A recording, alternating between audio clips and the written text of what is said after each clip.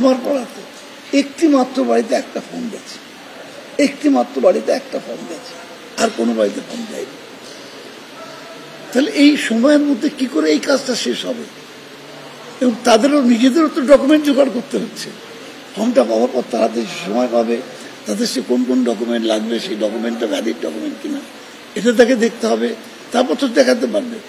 এই যে প্যানিক, এটা না হলেই আমি নাগরিক থাকতে পারবো না। এবং তার জন্য এই যে পরপর মৃত্যুর ঘটনা ঘটছে, এর দায় কে নেবে? ইলেকশন কমিশন নেবে? কেন একজন মানুষের ভয়ের থেকে মৃত্যু হচ্ছে কেন? ভয়ঙ্কর অবস্থা তৈরি হলো কিন্তু পশ্চিমবাংলায়। ইলেকশন কমিশন কি সেটা আমি আমার কথায় বলেই দিয়েছি। যদি সে কেন্দ্রীয় সরকারের কাছ থেকে বিভিন্ন সুযোগ সুবিধা নেয়, তার আর নৈতিকভাবে কোনো অধিকার বা ক্ষমতা থাকবে না তার জোর সত্যি কথাটা বলবার।